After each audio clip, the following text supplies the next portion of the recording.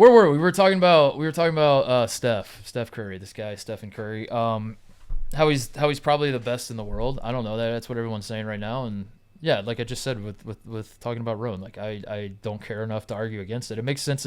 It's something that tracks in my mind. Like you say it, I think about it for a second. I go, yeah, that checks out. I'm cool with that. That's okay. So that seems to be one of the big talking points with Steph right now, and rightfully so. But the other one that is more interesting as we look forward to the Lakers Warriors round two is this idea that Steph's coming off of a Finals MVP, his first Finals MVP, his fourth title, but the first Finals Iguodala with the help from Max Kellerman won the Finals MVP trophy, and then obviously Durant kind of swooped in and won his two fraudulent Finals MVP trophies. So Steph had never won a Finals MVP, finally wins one, and now all of a sudden you're looking up and this NBA playoff race is wide open, and the Celtics are the favorites, but the Celtics had a lot harder time putting away the Hawks than we thought they might.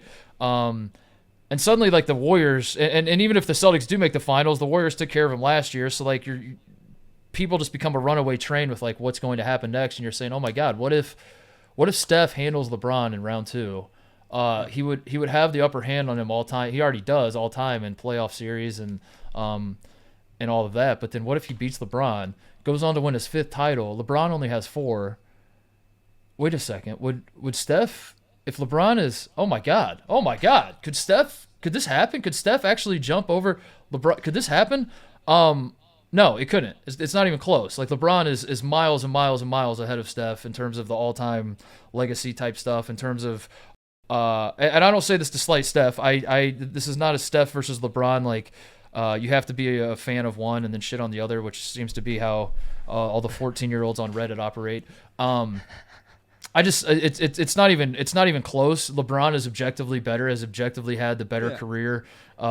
When Steph Curry was 22 years old, he was a rookie in the league, averaging 17.5 points a game on a 26-win team. When LeBron was 22 years old, he was averaging 27 points a game and leading a dog shit Cavs team to the finals.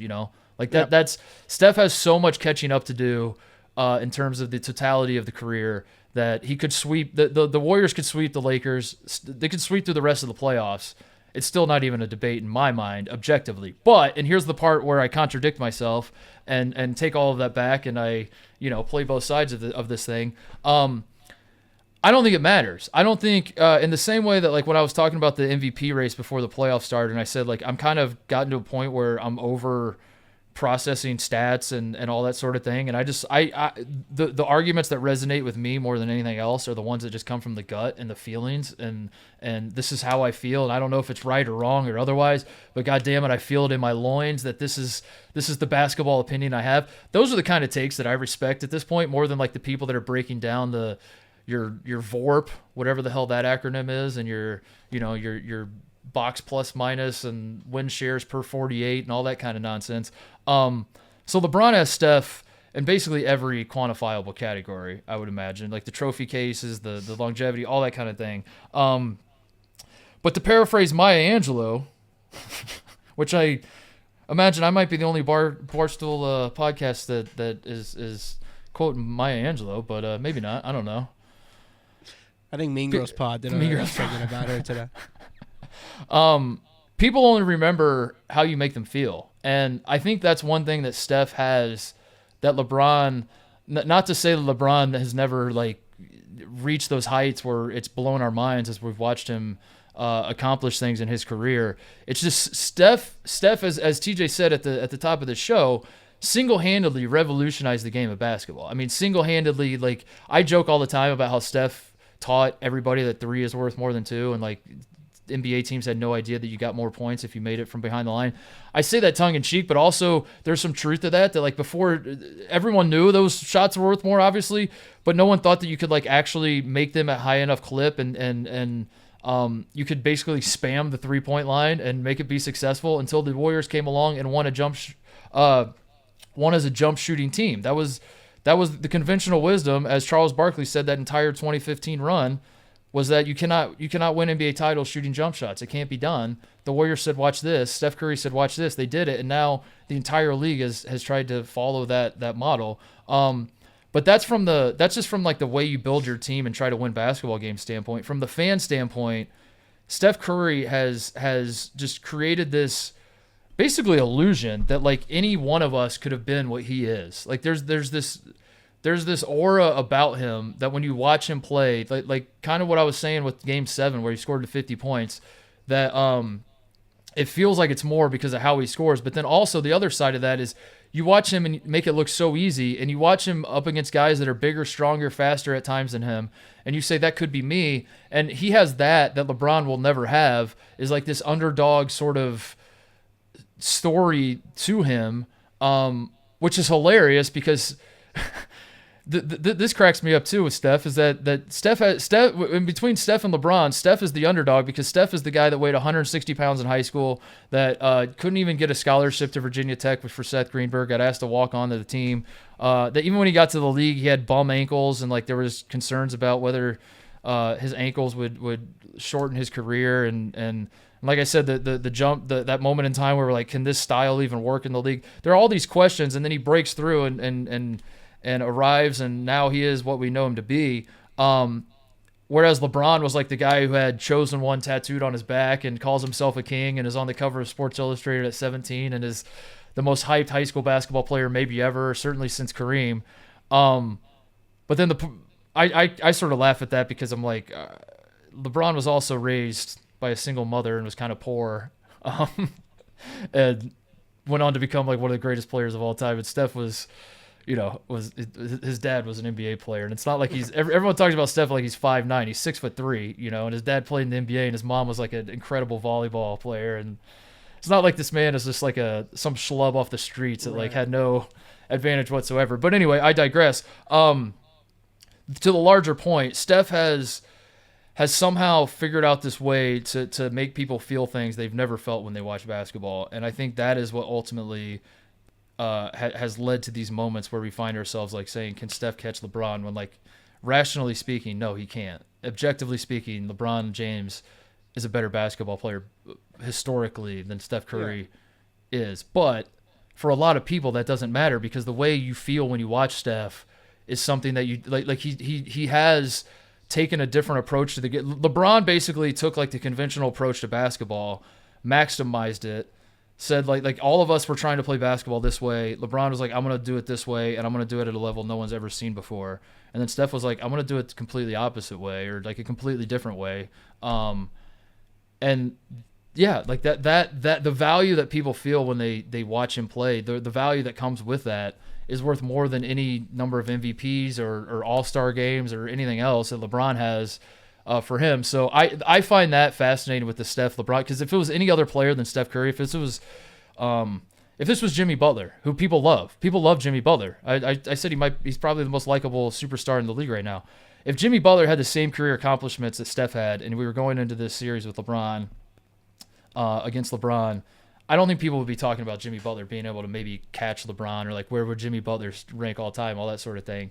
But it's just because Steph is like, it's just magical. That's the only way to describe it. It's like you watch him play and you're just like, you feel things that you've never felt when you watch him. He at certain points, never mind, I'll say it now, like coming off of Game 7, Steph Curry is the one NBA player since Michael Jordan, I would say. I'm just speaking from my own experience. I won't speak for anybody else.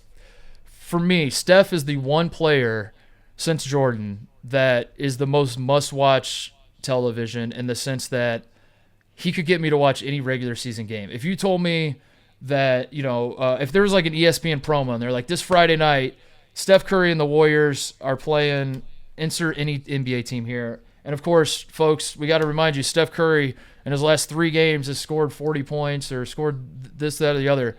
I'm watching that game. I'm tuning in. I'm watching the game. LeBron had that at times, but like Steph was more so than Kobe, more so than LeBron, more so than Tim Duncan, who I think is if you really stuck a gun to my head and made me rank basketball players who's better, I'd probably say Tim Duncan is still better than Steph Curry.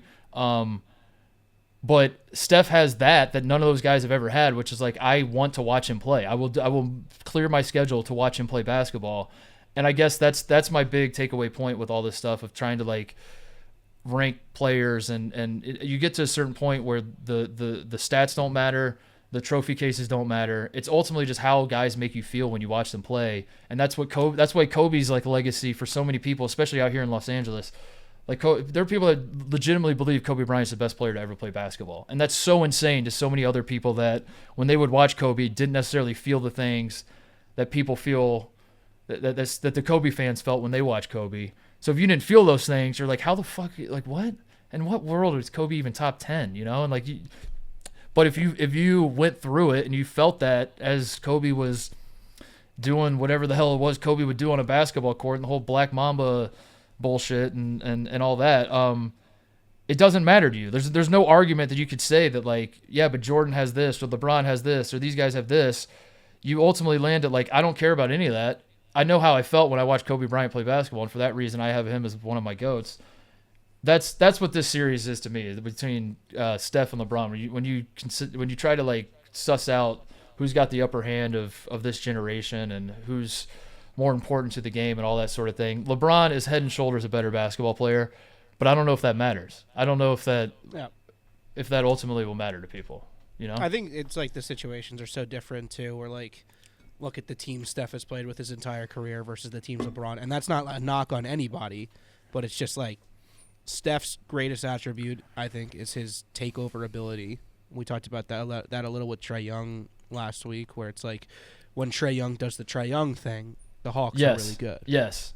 Steph Curry's just hit percentage of doing the Steph Curry thing happens to be like one of the highest we've seen for a player of his style, where he just like can just start. And when he does it though, anywhere on the court. And when he does it though, you have the thought in your head of how is he doing this? Whereas when LeBron takes over a game and LeBron scores 30 straight, you're like, nothing has made more sense in my life than the guy that's bigger and faster and stronger than everybody is dunking on them. Like, of course that's happening.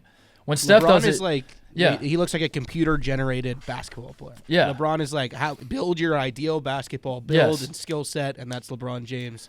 Steph Curry, it's like, yes, he looks smaller than everybody or whatever, but he's just like doing, it's like magic when he's just like, run up, take like an off-balance, one-footed shot from 35 feet out. Yeah, that's an easy switch. So that's there's never going to be an answer. I guess that's like ultimately why unless a gun is being held to my head, I probably never will put out a list of like who I think the top players are, and because like all of it is subjective, and I think you get to you want to approach these things as though they're not, but they are. That's ultimately what it is. Is like if you want to argue that Steph Curry is a more impactful player than LeBron James, I probably disagree, but I understand how you have that viewpoint, you know? Like, I understand what led to you thinking that, and I would feel like some sort of asshole to try to, like, argue against you, to be honest with you, because if that is your truth, if that is, like, how you watch basketball, is like this guy out there scoring 50 points in the manner that he does, if it moves something inside of you more than LeBron having his 20-year dominance of his career, that's your prerogative, man. So that's a...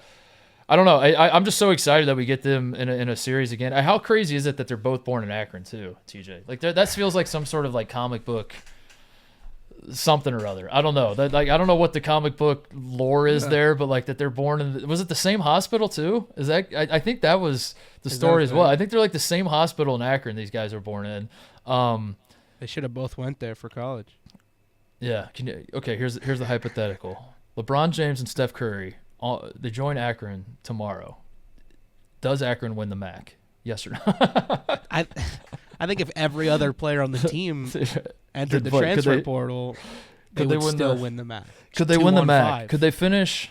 Would they win the MAC tournament? I don't know. 2-1-5. Yeah. Embrace debate.